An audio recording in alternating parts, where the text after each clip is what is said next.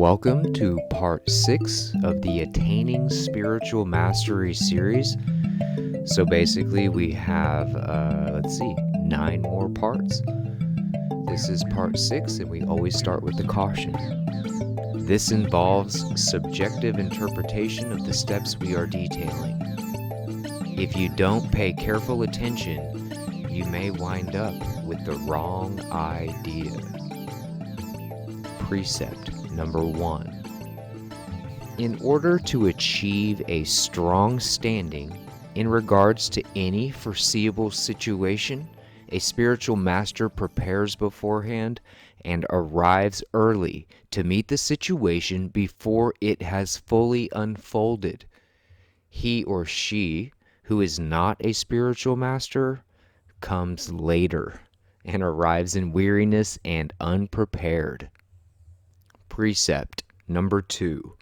Therefore, a spiritual master faces the obstacles in the world that oppose him or her, and those who stand in his or her way, on his or her terms, by being first to deal with the situation before others are capable of manipulating it to their own ends. A spiritual master faces their opposition with as many factors as possible, controlled by him or her, before his or her opposition has the opportunity to do for themselves. Precept number 3. In order to lure the opposition into engaging the spiritual master of their own accord, a spiritual master does so by offering the opposition some advantage. Otherwise, in order to deny the opposition from engaging, a spiritual master removes something from their possession. However, this must be done without violating the golden rule, which is to do unto others that which you would have done unto you, and not do unto others as you would not have done unto yourself. Generally, what is removed from the opposition is a perceived element of their power that they thought they had, but no longer seems to be in their grasp once you have taken steps to remove it. For no being in heaven or on earth has power, save for God. All power belongs to God. To remove the illusion of power from somebody else is to do them a favor so that they may see life more clearly. Typically, perceived power is viewed as a critical point in terms of the possessions of others. Remove an element of their perceived power, and the opposition will not come because they fear their own vulnerability and weakness. When a spiritual master, through clever actions that culminate in unseen spiritual effects from what they have done, is known to the opposition will not come. The opposition may attempt contact, but that contact will generally be meek and gentle. The spiritually impoverished materialists of this world dare not move against a spiritual master for fear of losing more of their perceived power. This is why the purest symbol of the spiritual master is a dragon, whose fire breathing suggests an inferno raging within its otherwise cold-blooded reptilian exterior. The dragon is legendary for its terrifying appearance, its immortality, its massive physical power and stature, and its ability to attain flight over the mundane matters of the earth. The fire a dragon breathes is symbolic of spiritual energy disposed to transform creation. This is one of the reasons why dragons are such a prominent symbol even today, and have been since ancient times, beyond all antiquity, for the symbol of the dragon is in some ways synonymous with the symbol of the sun, which is an emblem for God. The earth was once covered in temples to the sun and the dragon. Precept number 4. When a spiritual master's opposition is at ease, he or she uses their efforts to weary them. When a spiritual master's opposition is comfortable and their spiritual needs are well taken care of, the spiritual master takes care to deny them the spiritual energy they desire by following a course of which redirects their spiritual energy to the spiritual master. This does not violate the golden rule, for the spiritual energy and emotional energy are some of the most free-flowing forms of energy there are, and generally belong to no one in particular. Though this is not always so great care must be used. When his or her opposition is at rest, a spiritual master forces his or her opposition to move through his or her actions without violating the golden rule. It takes great cleverness to intellectually grasp how this may be done. The redirection of spiritual and emotional energies happens because a spiritual mastery takes up a spiritually grander stance with purer motives and purer representations of will in what he or she does than what the opposition is doing. For example, a spiritual master may lead the disciples of his or her opposition away by sharing with them secrets and spiritually pure examples of things to do than what they are already taught, just as I am now doing by sharing all that is written or read in this series.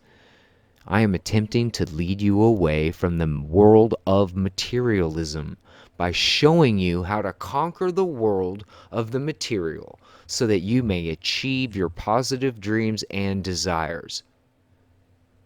Precept number 5. A spiritual master is not afraid to enjoy and engage life at his or her own pace. An appearance in public is as necessary, without fear of retaliation from his or her opposition. By appearing in places seemingly at random, the opposition that desires to thwart the achievements of your positive dreams and desires will hasten to catch up to you and understand what you're doing. When moving in secrecy, in that the opposition does not know where you are and what you are doing, employing swiftness so that the opposition is left in continual darkness. Precept 6. That a spiritual master may engage life in long stretches without any opposition rests on the fact that he or she travels where there is no opposition to be found. Physical places and communities on the internet in which your opposition is not present or barely present, or opportune to establish yourself and enact your plans, for that is where your opposition does not expect you. In these places can you come to start to realize and manifest your positive dreams and desires with very little in the way of opposition. Precept 7. To be certain to conquer the objects of your positive dreams and desires is to conquer them in a space either physically or on the internet that bypasses your opposition's resistance to you and weakens their resolve against you by acting against them where they do not expect you. Precept number 8. Therefore, when a spiritual master competes against others who may claim to be spiritual masters, the opposition does not know where to protect themselves or how, and likewise, they do not know when to retaliate and when to remain still. The very actions of a true spiritual master The higher his or her spiritual standing, in terms of all that is written in this series, enables them to have greater spiritual force against those who have fallen into decadent materialistic ways. Doubt is instilled into the opposition, which makes them weak to their very own selves and in their very own thoughts. Precept 9. Subtle and insubstantial, a spiritual master leaves no trace of his or her intentions. Divinely mysterious, a spiritual master is spiritually inaudible to those who oppose him or her, so that they cannot peer beneath the surface of the material and glean exactly what is going on. The higher the standing of a spiritual master, the more mysterious he or she becomes. Likewise, when a spiritual master adopts a lower standing, one which pursues negative dreams and desires, one which is greedy, decadent, and is bogged down by material ownership, then one loses spiritual mastery altogether. One proves one was never a spiritual master to have begun to engage in such ways. A spiritual master makes the opposition see his or her strengths as weaknesses, and likewise his or her weaknesses as strengths. In the meantime, a spiritual master causes the opposition's strengths to become weaknesses, and thus discovers where the opposition is not strong. A spiritual master conceals everything they do in seeming disorder and array, so that when the opposition looks upon it, they can make no clear discernment of what it is all about. A spiritual master keeps silence over anything completely true in regards to his or her positive dreams and desires, and thus avoids making his or her positive dreams and desires assailable by the opposition. Precept number 10. A spiritual master's advance is irresistible, and he or she plunges him or herself into the opposition's weak positions. In withdrawal, the spiritual master acts so swiftly that he or she cannot be overtaken by the opposition's retaliation. A spiritual master blows in like the wind, sifting through cracks in the opposition's structure, and leaves those structures as quickly as a flash of lightning. Precept number 11.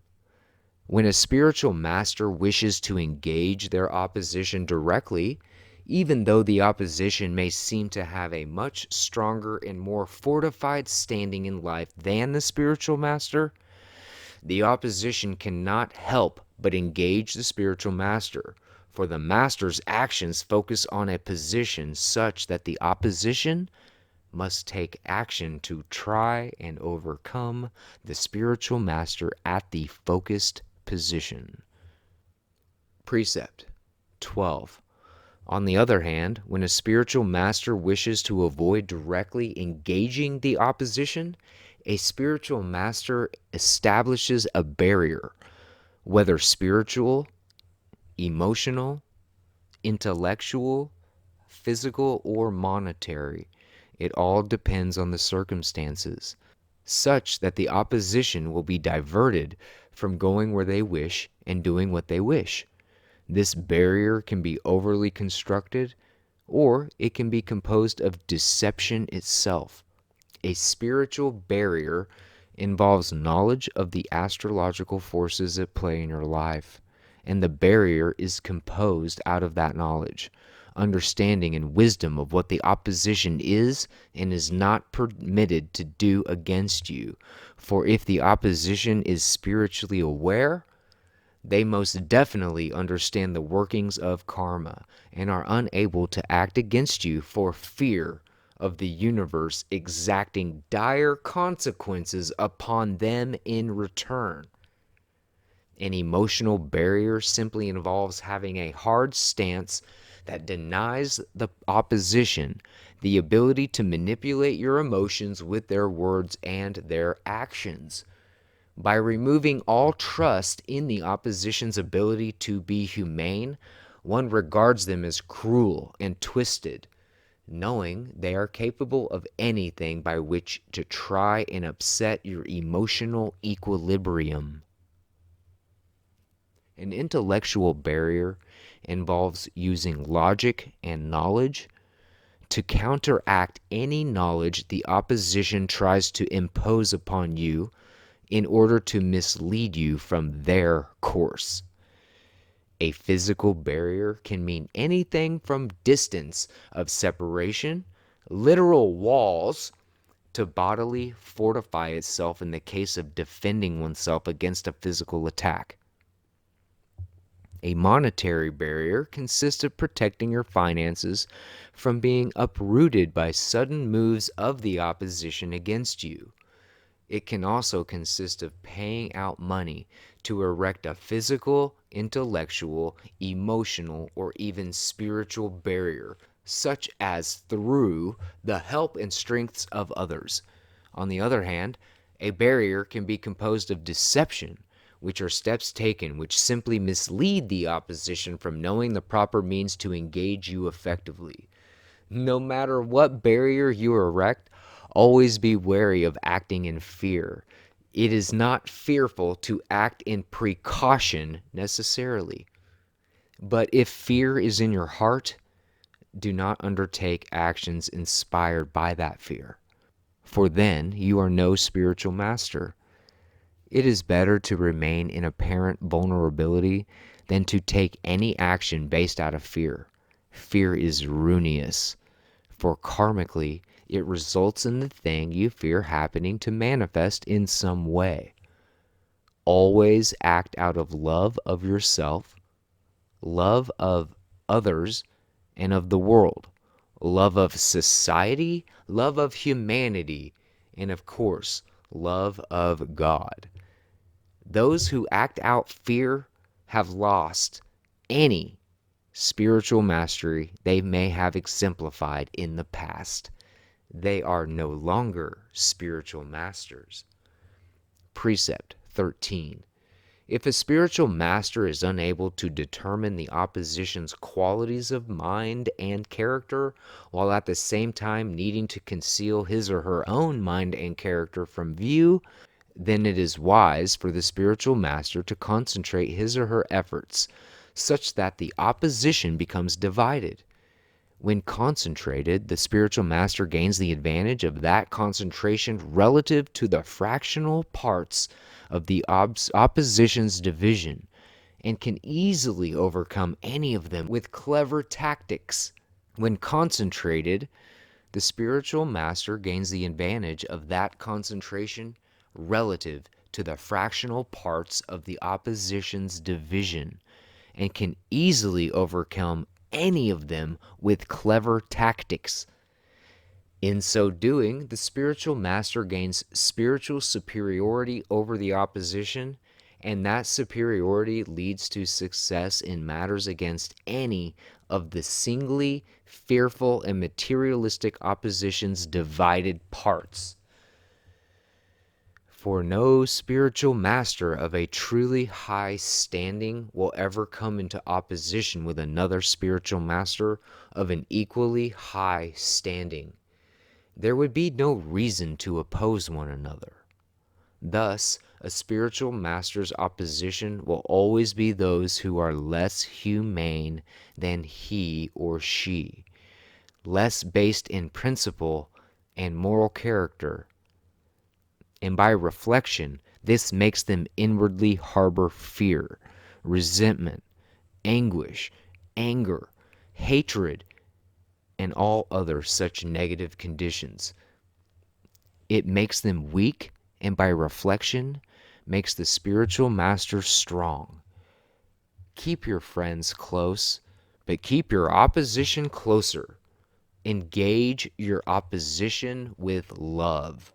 By accepting them for all they are and all that they do openly, for closedness in any respect can easily become a manifestation of fear and hatred, and that unhorses you and causes you to lose your spiritual mastery. Precept 14. The opposition should not know where and how a spiritual master intends to engage them. All overt signs given should mislead the opposition. For if the opposition is kept unaware of this, the opposition must prepare in many places and in many ways. Since such preparations spread the opposition's energies thin, any engagement with the opposition will become easier for the spiritual master. Precept 15.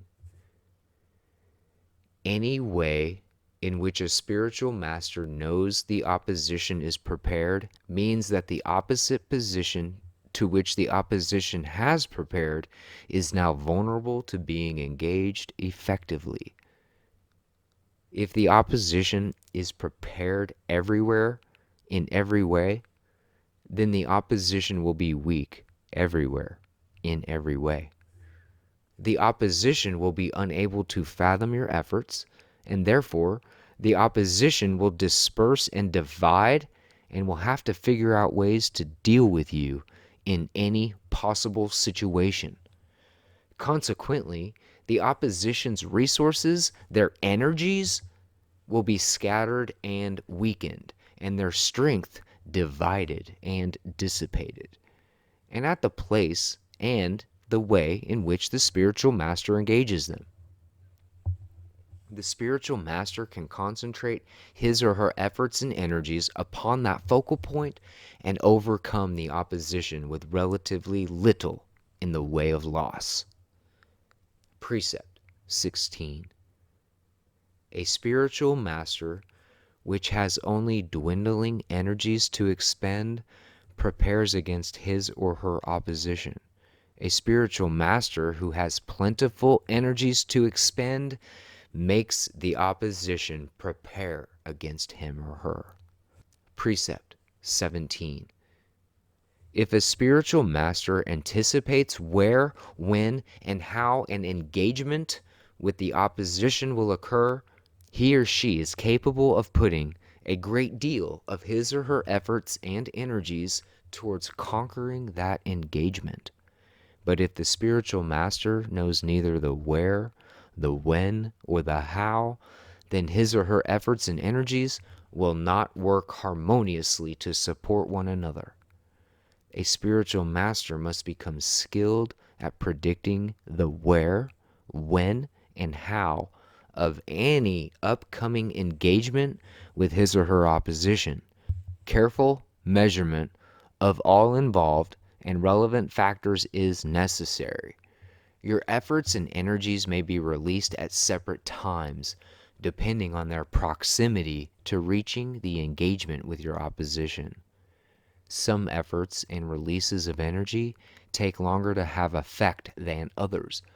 Thus, the meeting of all your efforts and energies takes place at the same time. A great gathering that unleashes forceful resistance to your opposition's efforts against you.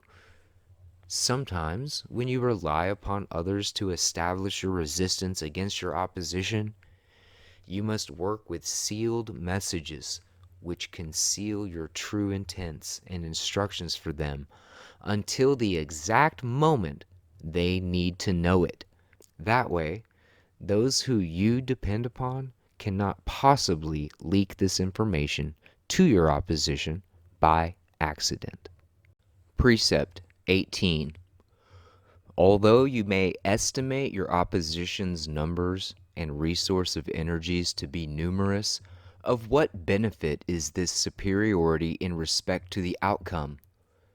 Consider all that has been read in this series and realize that superior numbers and qualities of energies do not necessarily entitle anyone to victory. Precept 19. Thus, I say that victory over your positive dreams and desires, as well as over your opposition's attempts to resist your efforts, can be created.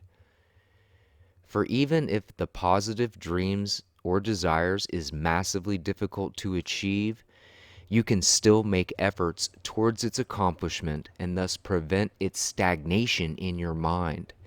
It will also raise your level of happiness to do so. Likewise, even if your opposition's attempts to resist your efforts massively outweighs the energies you have to expend, you can prevent the opposition from engaging you. If the opposition does not know the condition and situation of your mind, you can always make the opposition urgently attend to their own preparations so that the opposition has no leisure to plan to engage you. Precept 20. Therefore, determine the opposition's plans against you, and you will know which strategy will help to achieve your positive dreams and desires, and which will not. Precept 21.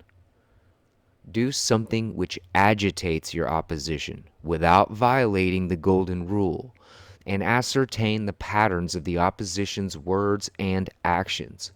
What do their words and actions tell you about their current state and what they are likely to do?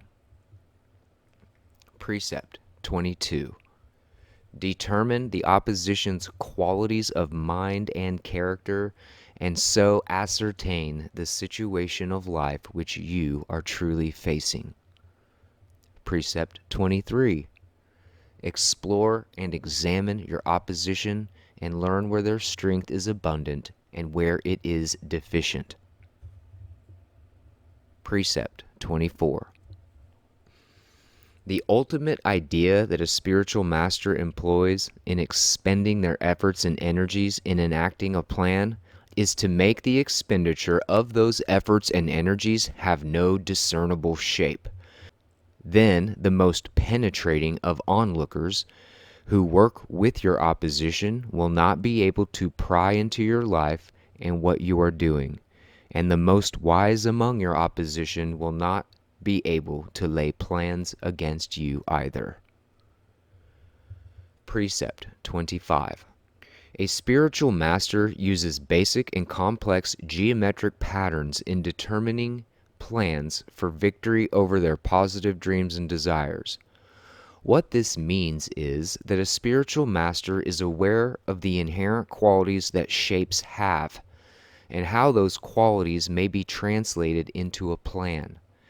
Since all geometric shapes form a circuit, plans can very often involve some level of repetition.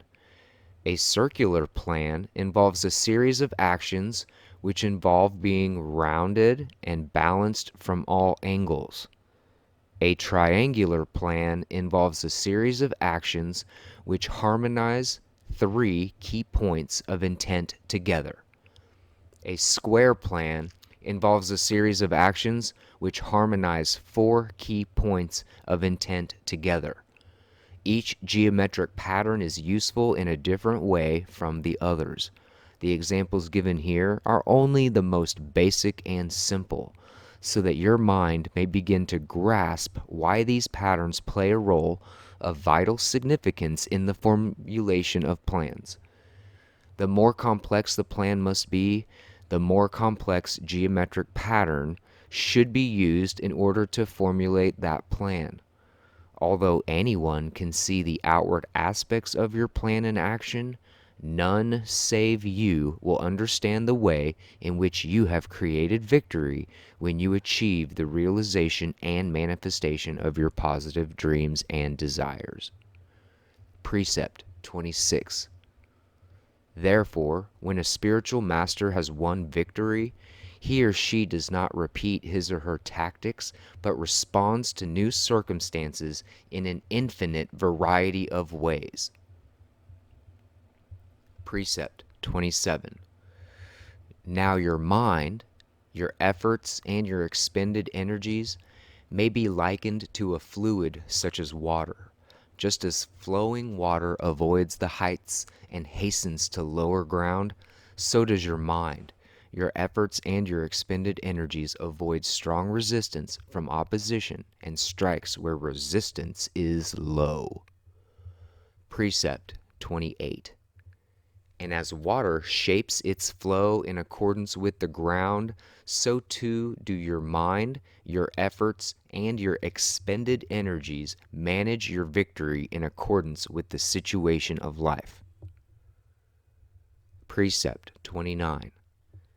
And as water has no constant form, there are in life no constant conditions overall. Precept 30. Thus, a spiritual master gains victory by modifying his or her tactics in accordance with the situation of life, which is what makes the spiritual master a divine presence on earth. Precept 31. For nothing is truly at rest. Everything moves and vibrates. Nothing is truly solid. Everything flows out and in. Everything has its tides. All things rise and fall. The pendulum swing manifests in everything. Nothing stays predominant always. No season lasts forever. Some days are long and some short, and the moon waxes and wanes. The true spiritual master is in tune with all of this and more.